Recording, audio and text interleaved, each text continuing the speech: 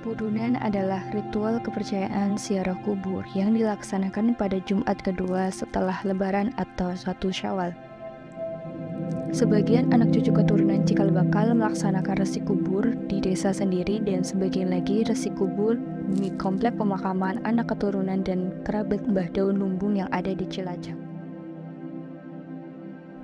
Sejarah desa Kalikudi dimulai dari kisah seorang kesatria yang bernama Rangga Tahun yang berasal dari Mataram. Dari catatan silsilah kerajaan Mataram yang dimiliki oleh beberapa tokoh adat atau anak keturunan cikal bakal desa Kalikudi, bahwa Rangga Tahun merupakan keturunan dari Prabu Amangkurat IV yang merupakan raja keempat Kasunanan Kartasura. Juru kunci Wijaya Kusuma merupakan sebutan untuk Mbah Daun Lumbung. Juru kunci Wijaya Kusuma ini memiliki seorang putri yang kemudian dinikahkan dengan Rangga Tahun. Rangga Tahun dan istrinya dikaruniai 2 orang putra. Yang pertama bernama Cakra Praja dan putra kedua bernama Rangga Kusuma. Setelah menikah, Rangga Kusuma berganti nama menjadi Ditakerta yang kemudian dikenal dengan sebutan Kiai Ditakerta dan tinggal di Kademangan Adiraja. Kiai Ditakerta mengetahui bahwa wilayah Kademangan Adiraja sebelah utara masih berupa hutan, sehingga ingin membuka hutan tersebut untuk dijadikan tempat tinggal. Daerah yang dibuka oleh Kiai Ditakerta itulah menjadi cikal bakal dan kemudian dikenal dengan nama desa Kalikudi. Setelah pembukaan hutan tersebut, kemudian dibentuklah pemegang kekuasaan yang disebut dengan sesepuh. Pada mulanya di desa Kalikudi ini dibentuk tempat yang namanya Pasemuan. Di Pasemuan ini adalah tempat untuk berkumpulnya warga untuk mengatur jalannya pemerintahan desa dan untuk sarasehan. Sampai sekarang sarasehan juga masih ada, namun Pasemuan ini fungsinya telah berbeda. Jika dulu digunakan sebagai tempat mengaturnya pemerintahan desa, sekarang tempat ini dijadikan untuk pelaksanaan adat. Pasemuan ini dibagi menjadi 2, yaitu Pasemuan Kidul dan juga Pasemuan Lor.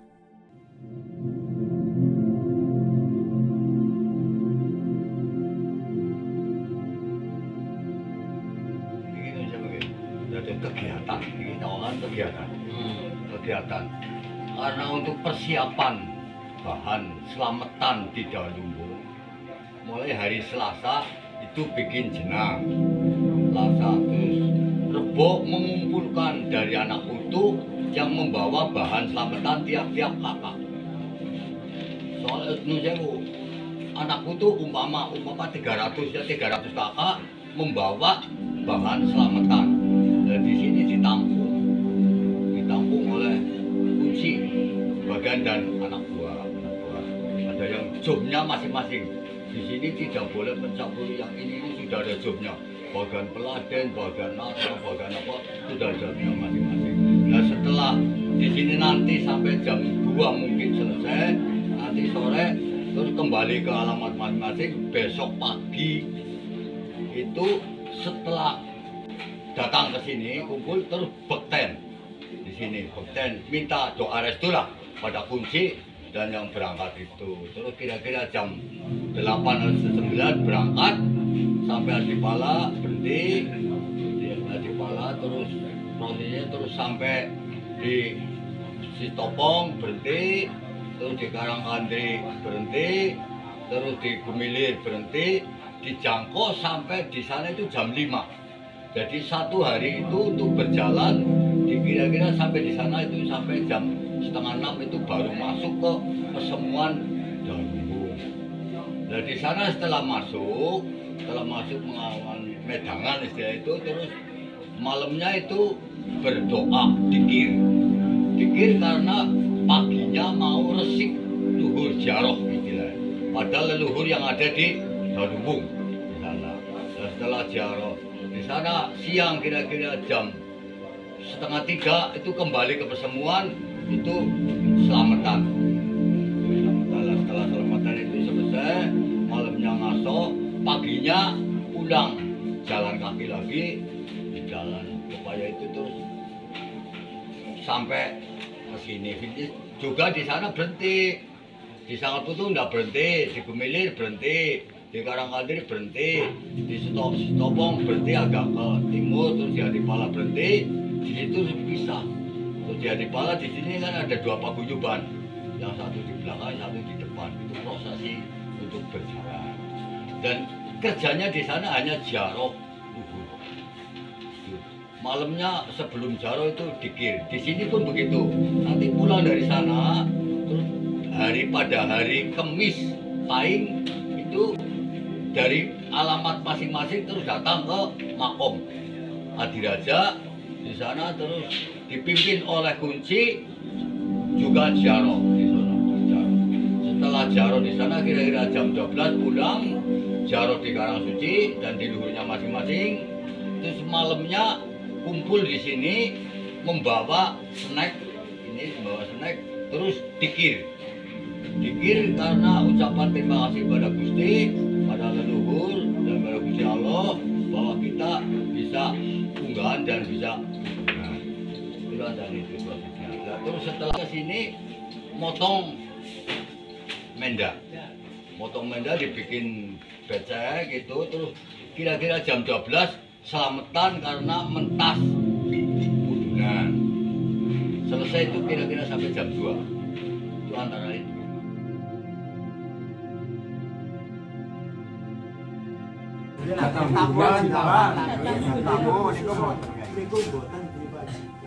Itu termasuk niku badan itu kasih kotor dan apa malih niki umpamane luput pelot mrika cara niku pun boten cara niku boten sak muncul maksud mawon harus posisi bersih walaupun lambe bulan itu boten bersih ya tapi jiwa atane paling larangan malih itu pemaksaan itu sih pasti. Nah sedawane perjalanan mereka mboten dikantuk niku bahasa kotor niku mboten angsal. Ningali mboten asal niku kesampak niku kok mboten cara niku betas rambutan cara niku dimuji Guru kali sing Maha Kuasa mugi saged nggih waras wilujeng kula nggih sing saged nggih waras wilujeng tujuan kula pengrep kula sing pamane sekeluarga masing-masing nggih sing saged nggih sing waras selamat. Mereka tugi maksudnya di waras wilujeng kula tujuane napa-napa bisa saged kesempatan itu tujuane manungsane masing. Dan kaya iku niku nggih anak itu sedaya jalan cakap tadi itu sanggupane kaya iku jan kita nyebut tengkok dan bahasane kula niku kanthi nyambung urusan itu. Niku mlampahe wonten doa itu ya. Ini kan masalah cuman iya bagane kok. Apa kene kula wonten bagane tiap diam. Batas saya nama ini kan jarane kula kakai. Iki malah ini kampung tempe kok kaya nanti. Mau kan tuh disanjangaken tengah jam. Cilik-cilik urusan iki enak. Nikah. Belum wani jadi kula. Biyen enak kan biyen kan biyen kaur.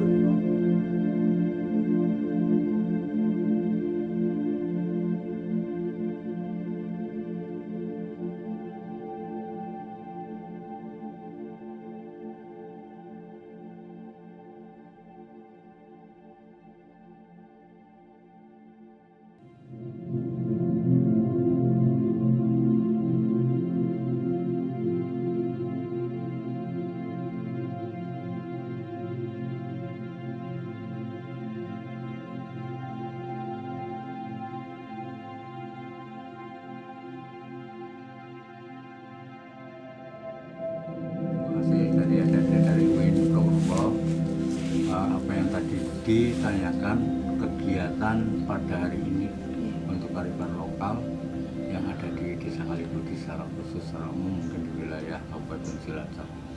Yang pertama ini rangkaian dari budunan kemarin yang pada waktu itu ke Cilacap yang pulang ke Kalibudi karena itu hari Sabtu rangkaian itu sudah sekarang hari ini dimulai pada hari ini Kamis Pahing yaitu ziarah ke para makam khususnya yang ada di Adiraja menjajah sini.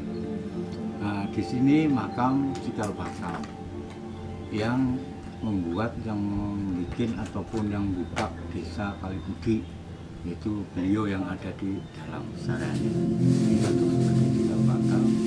Dan di sini juga ada 32 yang wajib untuk keturunan dari anak cucu kita, yang sampai kami sendiri juga termasuk arah dari keturunan dari sini. Ini bisa dibuktikan dari kami sampai ke eyangnya yang ada di dalam. Yang pertama kali ada kehidupan ataupun ada sebuah tatanan yang ada di desa Kalibudi, yaitu kurang lebih pada abad 17 lebih sudah ada pranata ataupun ada kehidupan, ada sebuah umat yang ada di sini yang diawali oleh beliau orang tua kami, yaitu disebutkan Apa ya? disebutkan Boleh, tidak apa-apa. yaitu yang diberi gelar yang kita kerta. Yang kita kerta ini adalah putra dari yang ada di Delung kemarin. Nah, itu rangkaiannya. Jadi ini adanya sebuah ziarah ini memang sepantasnya dalam rangkaian 1 tahun waktu bulan kemarin, yaitu mau puasa, itu unggahan namanya Sajran. Itu menjelang mau puasa. Itu Sajran kita unggahan, yaitu ziarah ke Kuncen sana, Jatilawang. Sesudah itu juga ada selamatan juga. Nah, nanti diakhiri rangkaian tahun itu adalah Sawalan, yaitu tepatnya insya Allah hari ini dan nanti malam. Sesudah di sini ziarah, nanti diwajibkan juga anak cucunya itu ziarah kepada makam-makam yang ada di sekitar keluarga masing-masing, tanpa disertakan dengan pengasuh adat ataupun kiai kunci. Kalau di sini memang ada pengasuh adat, ada kiai kunci Pasemuan Lor, kiai kunci Pasemuan Kidul. Sesudah dari sini kami ulangi, diserahkan kepada anak cucu masing-masing pribadi ke tempat pemakaman umum yang mempunyai ahli waris yang sudah meninggal untuk diziarahi. Dilanjutkan nanti malam itu ada zikir, yaitu zikir untuk mendoakan para arwah, para orang tua kita yang sudah menghadap yang puasa. Istilahnya kita doakan, bukan kita memohon, kita doakan, kita mendoakan para leluhur kita. Ini untuk rangkaian 1 tahunnya. Nanti siang harinya itu juga ada selamatan di Pasemuan, ada 2 Pasemuan, Lor dan Kidul, itu juga sama untuk memberi selamatan kepada para arwah agar semua rangkaian anak cucu dari 1 tahun ini bisa menjalankan amanahnya sesuai cita-citanya yang tidak benturan dengan agama ataupun tidak benturan dengan aturan pemerintah yang ada. Sekali lagi, karena kearifan lokal ini adalah sebuah bentuk kami sebagai anak cucu, sebagai pewaris sekaligus pelestari adat, istiadat dan budaya sekaligus tradisi yang ada. Bukan apa aliran, bukan agama, bukan apa. Agama kita Islam. Itu bedanya. Jadi mau nanti ada pemikiran bahwa oh di sana kok ada agama baru ataupun agama lokal, itu bukan. Ini bukan agama lokal tapi kearifan lokal. Ini yang pada waktu itu juga sudah dikaji ke kementerian, kami sendiri menjadi duta inklusi pada waktu itu sama Mbah Kuntang di sana menghadap PMK kementerian itu, dan alhamdulillah lolos juga dan juga diterima bahwa kearifan lokal antara lain di Kalibudi ini bisa diterima karena bisa dipertanggungjawabkan. Itu intinya rangkaian. Kalau nama-nama nanti ini ada Kiai Sepuh, ini tadinya ketua atap, tapi karena mengingat menimbang ini sebagai penasehat, sekarang ketua atapnya saudara Kuntang. Nah, ini sebagai didaulat sebagai pengesu sejarah, bundeli sejarah desa Kalibudi ini. Sejarah. Malah ini kalau kita sejarah ya Dan ini semuanya penting, tapi kita ambil yang penting-penting saja dulu ya. Misalkan ini diambil yang gedung ini loh. Gedung ini makam Mbah Cikal Bakal Desa Kalibudi. Namanya Mbah Dita Kerta, nama sini loh, nama Jawane loh. Aslinya kayak Sekar Kesuma, putranya Mbah Rangga Kesuma Daun Lumbung. dengan kasih tahu. Ini putranya Mbah Daun Lumbung Rangga Kesuma, ini Mbah Sekar Kesuma putranya yang jadi istilahnya sih ngerti cikal bakal adanya desa Kalibudi situ Kasima Baik. Cuma Mbah Dita Kerta enggak jadi kunci, hanya sesepuh karena waktu itu kan belum ada anak buah, ada putunya itu. Lah jadi kunci pertama ke putrane ini loh yang di dalam ini itu Mbah Kertapada. Putra pertama Mbah Kertapada dari kunci pertama nang Semuan Lor. Nah Sumari itu belum ada di Semuan Lor itu loh Mbah Kertapada. Lah untuk berikutnya terus adine Tukul Pinemu dan sebagainya Mbah Purwagama itu yang dicukupi ini adiknya Mbah Kertapada, adiknya Mbah Kertapada. Jadi gini juga minta doa restu, minta izin kalau pesemuan anu kue Jatilawana Pekuncen ya lebih baik ya dua lah daripada satu, lebih baik dua. Mulanya ini gelar Semuan Kidul. Contoh ini salah satu anak buahnya kan gue loh. Jadi sebetulnya satu, cuma kan rukunan satu gitu loh. Nah ini juga putranya Maning, Tembagi, Mbah Danasari dan sebagainya. Ini banyak lah. Ini yang pentingnya ini yang pokok. Terus putranya Mbah Purwagama ini sama gitu. Terus ini putranya kan Mbah Danasari dan sebagainya ini pada. Nah, untuk cukup yang itu dari yang Setrowedono. Setrowedono itu orang mutus dari Keraton Surakarta. Itu tujuannya di sini kenapa? Ya tujuannya yang Setrowedono kuwi didaulatkan, diperintahkan nang ramane Surakarta kon gelati mbae sing jenenge kiye nang endi nggone kan gitu. Digolati mider-mider Mas Setrowedono. Nganti tekan Sitasari ya, ora ketemu ndek bojokan ndek anak ngono. Keturunan.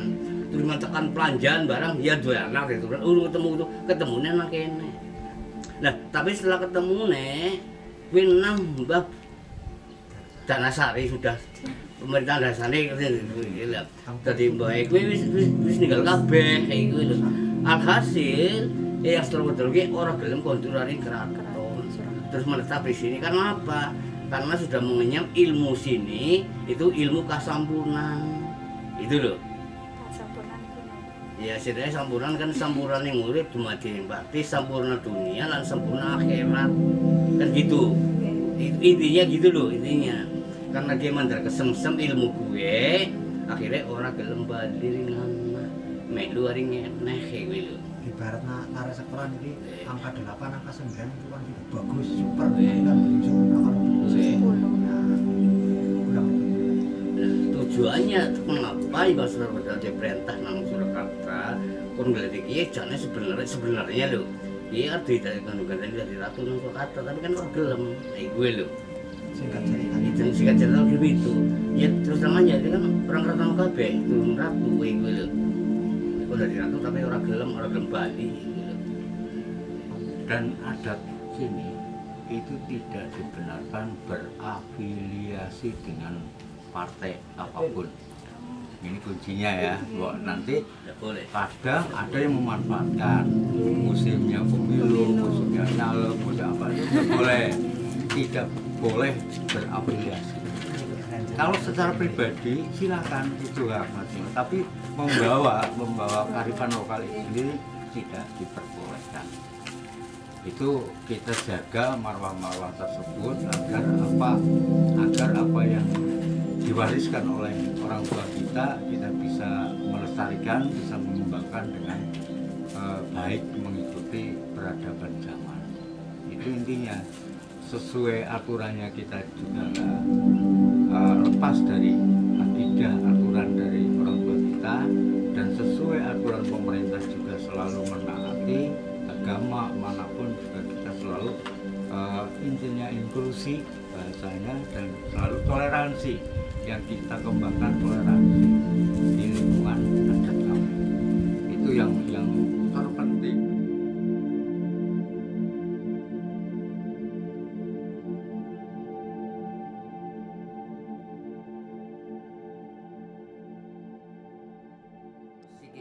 Mendoakan dengan arwah intinya ya etikanya lah wong itu nanti mengagukan wong tua bukan nyembah kayak gitu paling Gusti Allah kan ya lebih banyaknya lagi tak pernah pengen kuntang lebih bebas kurang lebihnya ya cara enggak kayak orang hidup yang adat sungkeman lah. Jadi jangan betul lah. pakai apa yang kata sungkem lah secara tata lah secara nyata. Nah kalau melihat dengan nanti sore bebas semua, saya minta lu ya, kalau memang mau diliput ya, enteng enak gue pujen nih lu, rumah enak enteng nanti pujen nanti Rabu.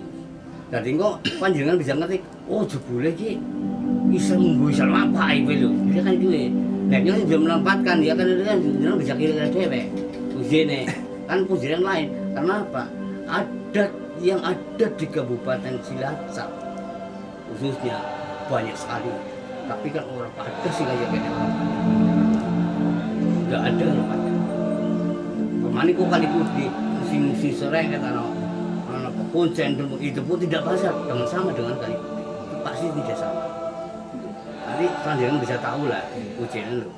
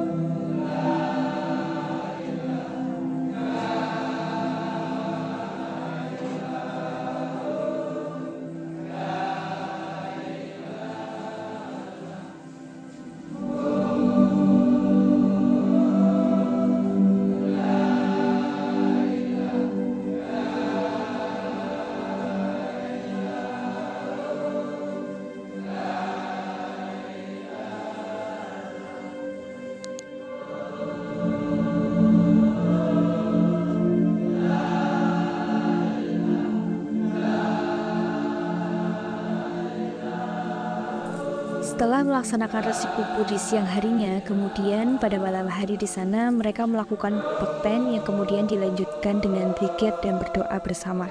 Kemudian para pasutri di dapur menyiapkan makanan berupa buah-buahan dan beberapa makanan yang telah dimasak. Setelah selesai melakukan doa bersama, kemudian makanan yang telah disiapkan oleh para pasutri kemudian dibagikan kepada anak putu desa Kalikudi.